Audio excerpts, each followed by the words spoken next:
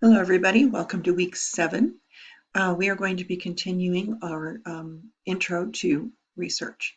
It is going to be kind of fun because we're going to get to play with some creative tools, and we're going to get a tutorial from Tiffany, our librarian.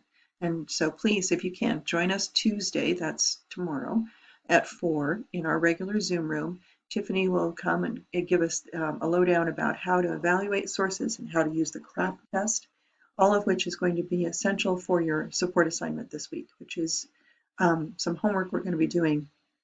Instead of a journal, you're going to be doing a little reflection on how to evaluate sources. So let me show you around. Okay, this week, get your module overview. Same stuff you've seen kind of before, except we're going to be talking about brainstorming your topics and using a concept map to help you with that initial process of finding and sorting through information. Okay, your readings for the week will be posted. Your assignments are to create a concept map. You've done this sort of thing before, probably by hand, but we're going to be using digital tools. I'll explain all that stuff to you shortly. You'll share your concept maps in discussion, give each other feedback before you submit the final draft. And you're going to see a video once we make it tomorrow from Tiffany about the CRAP tutorial. And you're going to do a little homework assignment based on that video, what you learned, and that lesson. So if you can come for the lesson, all the more power to you, because you can ask questions and you can also share your topics for research and maybe get a little leg up. So all the more reason to show up. You also get 5 points for participation. But if you send me a paragraph explaining what you learned from watching the video, you can also get your participation points. So here we go. Moving forward.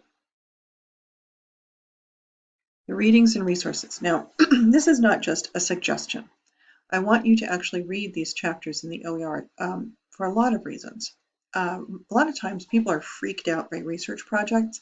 They think it's just overwhelming. They don't know where to begin, and they go, and run away. Don't let that be you. If you are comfortable and confident going in, it won't be so overwhelming. And one way to become comfortable and confident is to get some reading under your belt so you know what to expect. So chapter 30, Develop Your Research Process, is really about that. It's about getting comfortable with the process of doing research, gathering information, and so on. Gathering reliable information is super important, as is evaluating information. We live in an information age, they call it, because we have access to information at our fingertips. We can Google anything.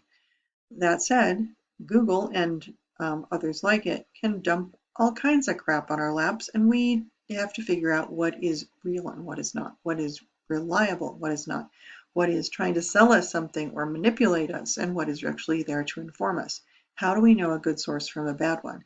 And trust me, there's a lot of crap out there. I mean, literally, there's junk. But we put the junk and the good stuff through a CRAP test, and we're going to learn all about that, which is about currency, relevance, accuracy, authority, and purpose. Once we learn how to evaluate sources, we'll know better which sources that we can use ethically in our reports, because as reporters, we want to inform our readers, and we want to do so with good stuff. We don't want to give them junk. We're doing that heavy lifting ahead of time. So these 3 chapters are foundational to the work you're going to be doing for the next few weeks. You'll have opportunities to return to these chapters, but get a handle on them now. Read them, get comfortable, and move forward. Again, and to your advantage, if you've gotten some of that done before we meet with Tiffany, what she has to offer will even make more sense to you. So read, read, read. And check out my little lecture notes for you. And this is, again, about the process of doing research and thinking about good questions that are researchable, right? The fun and foggy ones may not always lead us to good information. We want to have solid, focused questions that'll lead us forward. But we can't really figure out what those are until we play. And so this week we're going to be playing with ideas. And I want you to think about this as daunting work. I want you to think about this as play. And we're going to use some digital tools, and it will help us out with that. So please read my little notes here, because I walk through a process from a personal narrative I'm working on to some research questions I might use if I were in your position right now, looking for ways to gather information for a report. So please read my notes. Yeah, I know, I just told you to read twice. Oh my gosh. Okay, here's your mind mapping exercise. Mind mapping is, again, a creative way of coming up with ideas, letting your imagination take you wherever, and then figure out what you want to research. And so this process will be done digitally, and it's going to look a little like this. There are different tools, and I'm going to scroll down just to show you. There are loads of tools you can choose from. I've included tutorials for several of them, including a little video I made using Bubble Us to do a little researchy kind of thing. Here is an example based on the storyboard you saw created by Donnie Martinez. You might remember the storyboard where she is going on a backpacking trip for the first time, and she's really nervous. She doesn't think she can do it. She's like, it's not my thing. And then she goes through all those obstacles, gets to the top, and realizes, that was great. I learned something about myself, says Donnie. And she feels like she would go back and do it again. Well, with that as her story, she comes back and she says, what are my questions? Let's see if I can make this little, I don't know if I can make this bigger for you or not, but here is her starting point. Her personal narrative topic, my first experience backpacking. And then she comes up with these questions. This is the parent node different tools call it different things, but Bubble S calls it the parent node. And she comes up with a question. Are there backpacking groups exclusively for women? Well, I don't know. But she does a little research and finds a source. And that's the title of the source. That's cool. So that's part of what you're going to be doing. You're going to come up with a question. You're going to go out, play in the weird web, and find a source. Tell us what it is. But ideally, you'll also tell us why it's useful. Here's another question.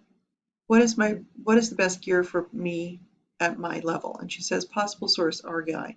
Well, that's going to take a little thinking and shopping. She's going to come back to that. Another question. Have there been recent fatalities in New Mexico relative to hiking and backpacking? She comes up with two sources, and you'll notice that these are color-coded because she's connecting these ideas so she can come back to them later and say, these sources relate to this topic. So she says she finds an interesting article on Skya Bubba's hiking website. Here's the link. And she says, this could help me with my national perspective. There's a little note to herself. Why is that source useful? You're going to want that in your mind map. Here's from Outside Magazine, the link. And she says, interesting that Yosemite is listed. Wasn't that where that guy climbed El Capitan without a rope? Oh, yeah. Oh, that raises a question. I need to check out the documentary Free Solo. Here it is, where Alex Honnold attempts to become the first person to ever free solo climb El Capitan. Possibly new avenue for an informational research report. Should this be allowed? She's asking questions. Here's a question.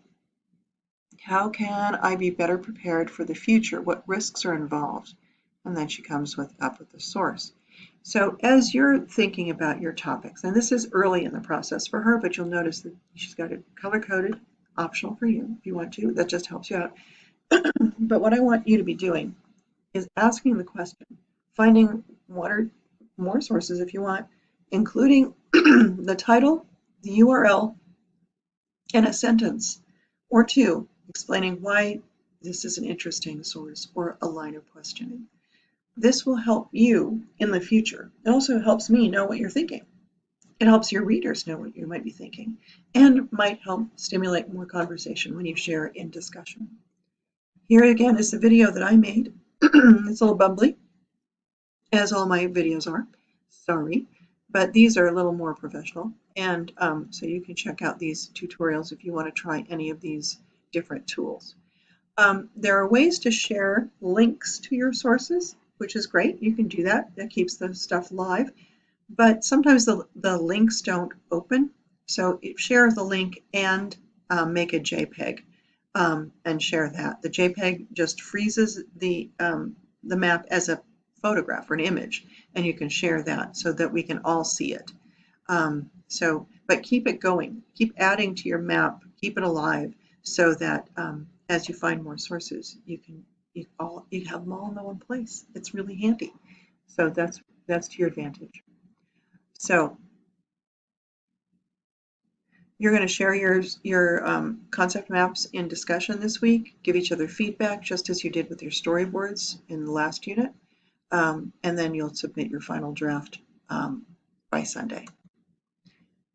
And once you have attended or watched the video with the tutorial from Tiffany, please do this little homework assignment. You're going to do a little pre-writing about your research process. You're going to watch her graph tutorial. There's going to be a little more about that. And then a post-writing reflection. And, this should not say Blackboard, my bad, Brightspace. And there you go. So, and there's a little extra credit built in. Hope you have fun with that. And next week, we're going to do more with evaluating sources. We're going to talk about plagiarism and formatting in MLA. There might be a little quiz action going on next week. So again, remember that the reading is not just for decoration. The assignments aren't just for decoration in Brightspace. They're actually for your benefit. So there might be a little reading quiz. You don't know until you get there. That's next week. Don't freak out about it yet. All right. So let me know if you have any concerns or questions. I will be holding my weekly workshop today as just a question and answer session at 3. The big kahuna is tomorrow tomorrow being Tuesday at 4. Please come if you can and meet Tiffany. Bring your research questions with you, your ideas, and she can help you with that as well. I think it's going to be really worthwhile. So please come if you can. All right. Take care, y'all. See you around.